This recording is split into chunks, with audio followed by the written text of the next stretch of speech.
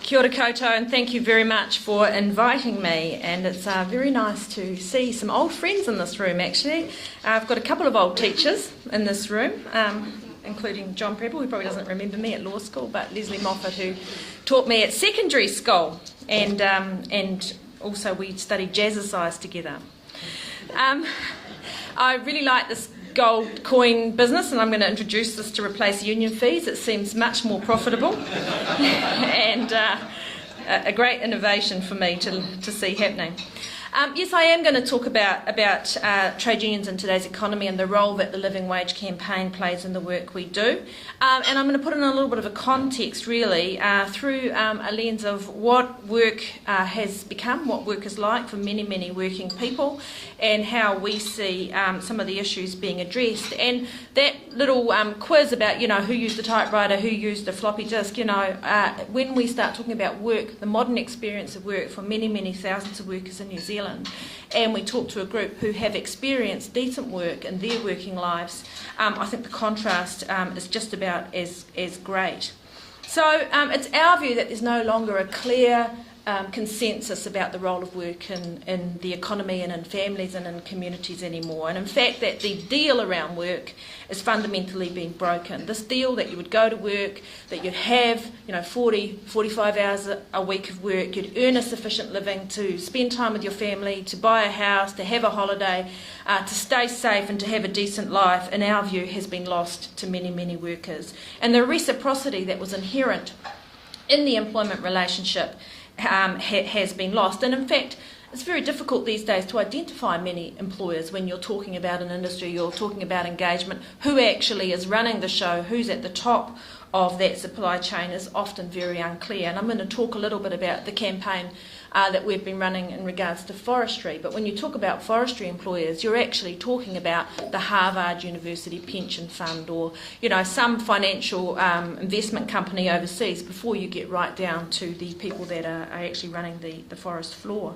So the narrative about work, in our view, has changed. So instead of being this reciprocal relationship where the worker gives stuff, the employer gives stuff, and they get together and they make a economic success of a business, we think the narrative has changed to one of a beneficiary type relationship, that workers should be grateful to have a job, that the employer is some sort of benefactor, gifting the job to the worker, and the worker is a recipient of that gift and should be grateful. And that's quite a challenging concept to put out there until you start to begin to see it at work, but you see it a lot. And we saw it here in Wellington around the making of the film The Hobbit, for example, where the actors were depicted as ungrateful for Warner's coming to New Zealand, offering them these 2,000 jobs, that they were biting the hand that feeds them and they were going to drive them offshore, and that they should be punished for that action, including having all of their employment rights withdrawn. Workers in the film industry no longer are covered by the Minimum Wage Act, the Holidays Act, and a whole range of minimum statutory provisions, sick leave, all of those sorts of things, statutory holidays. Many of them worked on Anzac Day and didn't get time and a half. That was depicted there, that they were being ungrateful. We saw it when the minimum wage went up a little while ago, and a couple of McDonald's workers were on TV3 saying they couldn't live on the minimum wage, they wanted to move out of home, they wanted to get a flat, they wanted to build their future, and TV3 ran the headline, 2 workers were prepared to bite the hand that feeds them, because McDonald's is feeding them. They're not working every day in that hamburger joint, committing their time for wages. They're in fact in a charitable relationship. And we think that depiction of work as a charity is extremely dangerous for working people. So I'll bore you with a few facts and figures, and then I'll talk about a couple of stories. The first thing is work has become insecure. With 635,000 workers in New Zealand now working in insecure hours, on insecure contracts, or in work that is not guaranteed to be continuous. And that doesn't take into account the workers that are always at risk of being made redundant in the public sector. That is simply people who are on 0-hour contracts, irregular shifts, irregular guarantees, 24/7 type arrangements. We saw the other day 22% of workers employed on the 90-day trial period that the government introduced were dismissed last year. That's gone up from 19%, and in our view, those workers are being damaged by those provisions. 50% of New Zealand workers are now saying they worry paying their bills week to week, and 46% of Kiwis said last year that they didn't get a pay increase at all. So the nature of work has changed, the value of work has changed, and there are 300,000 Kiwis now earning on or near the minimum wage. And so there's a real issue about what will work become in the future if this trajectory continues. And we were going to, I see that I was talking about the living wage. One of the things about the living wage, the campaign about the living wage makes 2 points. One is that people should earn a living and should be able to have a decent living wage, and secondly that people are not earning a living wage, and that's an issue around the value of work. And the minimum wage is being paid in some of our most profitable industries. It's most prevalent in farming, forestry, banks and supermarkets, food retail. So actually it's not related to profitability or productivity or share. It's simply an exploitation of a weak employment relationship. And I'm going to give you 2 examples. And the first is the work we've been doing in forestry. This is Charles Finlay. I don't know if you can see it. It's a little snowmobile. I'll pass it round. It's him and his 9-year-old twins and his wife, Marianne, arrived in the post the other day. Charles was killed in the forest in June last year. Charles got home at 6 o'clock the night before he was killed, and he started work at 4 in the morning, so he was up again at 3 and at work by 4. And he was dead by 5:30. And he was killed in the middle of the country, in the middle of the winter, in a pitch-black worksite which was not required to be floodlit. And after 27 years in the bush, he was on $16 an hour. And his widow now is on 80% of $16 an hour, and his wage is typical in the forestry industry. Charles was one of 10 workers killed last year in the New Zealand forest out of a workforce of 6,500 workers. There are over 1,100 forestry workers on ACC who have been on ACC for more than a year in this country. And there were 900 serious harm injuries since 2008, and 180 of them occurred last year. And 7 of them occurred in the last fortnight, if you follow the news. There were 7 forestry workers critically or seriously injured in the last 2 weeks in this country. It is a disgrace what is happening in forestry, and it is completely deunionised, deregulated, unsupervised, hugely profitable, and in our view, being basically the economic model being built around the deaths of these workers. What are we doing? We're reorganising the forestry sector and putting pressure on forestry employers. And that isn't necessarily the employers directly in the forest. They're often victims of this system as well, paid lower and lower rates of pay to get the wood out, working harder and harder and harder, longer hours and more difficult circumstances for less profit. And we think only by joining together will we improve the systems for forestry and the safety record. The second, so that's a non-unionised sector, and I've only got 15 minutes, so I can't go too much into that, but I'm willing to take more questions. Many of these forestry workers are working very, very long hours. My reason my nails are painted is I went to stay with a forestry family in Tokoroa on Saturday, and their children decided that I needed to have a nail varnish session. But while I was painting my nails, another young forestry worker came over to meet me, and he is driving 2 hours each day there and back to his work, so 4 hours of driving unpaid every day. He picks up the crew, takes them to work, and he's working a 9-hour day in between those 4-hour drives. And as I said to him, he will come out of that bush in a box one day. It is just a matter of time if he doesn't get together with his workmates and put an end to that. But it just goes on and on and on. So that's one story. The second story I want to tell you is about the Elderslie Rest Home out here in Hutt, because I think it relates to the sorts of narratives that the narrative that I was talking about around workers' conditions. So a year or so ago, the Hutt District Health Board decided that aged care workers should be trained, should have a basic certificate. They're doing very sophisticated work, and that it would be better for everybody if they were trained. And they said to their rest home providers that all permanent staff needed to be trained. And so Elderslie decided to make all of its staff casual so that it wouldn't have to train them and it wouldn't have to meet that requirement. And it told these women that they would still get the amount of work they needed as long as they were prepared to work 7 days a week, 24/7, and be available to work in any time on a casual shift.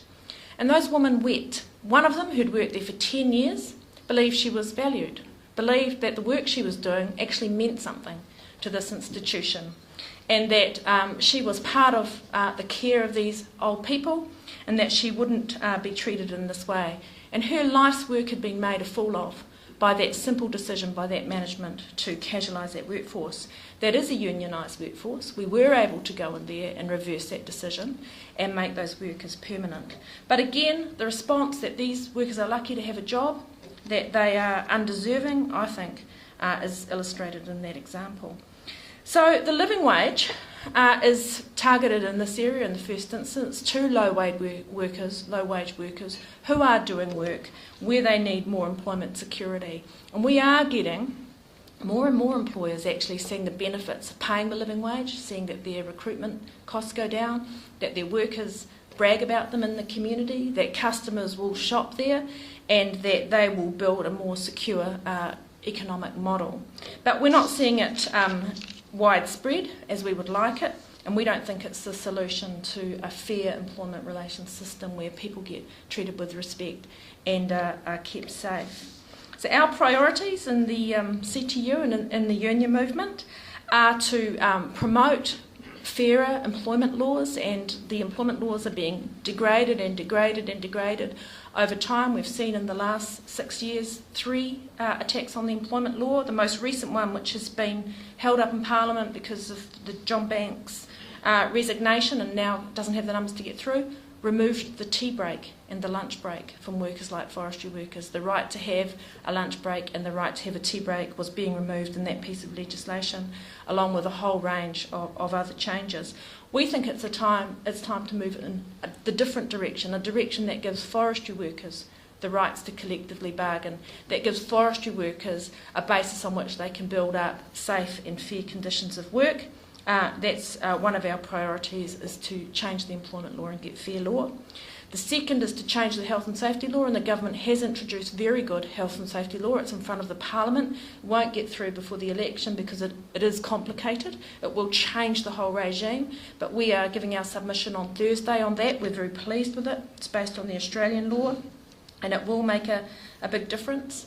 And our third priority is to create a union movement where forestry workers and workers in excluded sectors like farm workers and other groups are able to join the union easily, participate with us safely, and gain the benefits of campaigns like the living wage.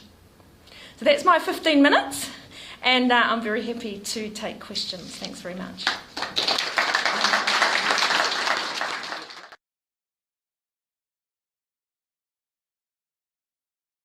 Sure. So the question was, how do you deal with things like foreign finance companies that own forestry? How do you put pressure on them to fund these contractors better and to invest more money in the New Zealand economy? Fundamentally through regulation.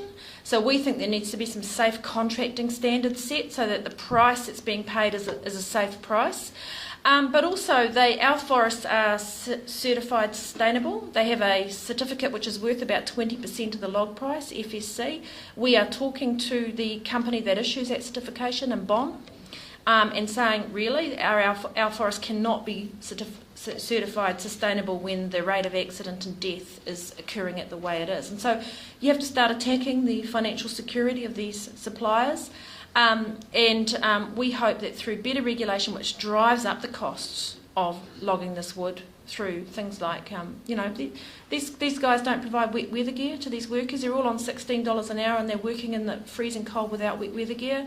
Dave McMurtry, a family we're representing, was killed with plastic bags stuffed down his boots because he couldn't afford wet weather gear and he'd been working 5 hours in the rain without a break.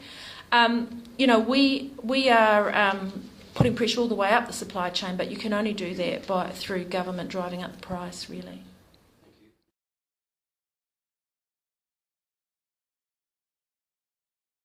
Sure, and I was listening to Jonathan Boston on the radio on Sunday morning, and interestingly not really mentioning wages, talking about transfers, and we think wages are a very important component of family wellbeing. 2 out of 5 of those children are living in homes where there's a full-time worker, and that shouldn't be the case.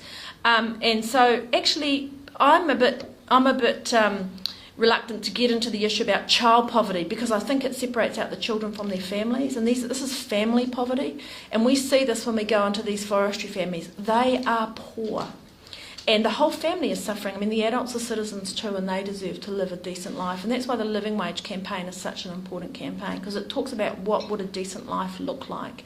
We think wages are very, very important. And the risk is that for the younger generation, they're losing the idea that they can actually negotiate for them and that they have a role in promoting higher wages.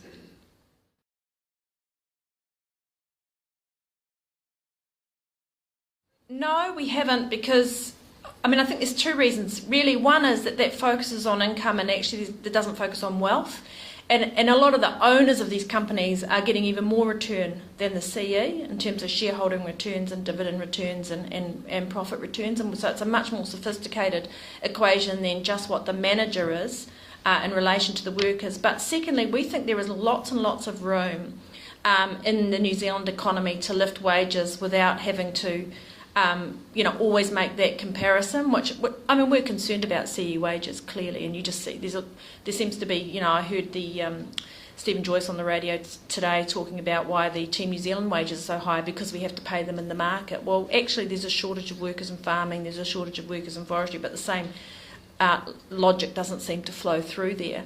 But actually what we think is, what we need to break through is this idea that New Zealand businesses can't afford to pay higher wages. And as I say, some of the lowest wages are being paid in some of the most profitable industries. And we think collective bargaining deals with the ability to pay, because you actually discuss with each other what the wages should be. And that's missing in most workplaces.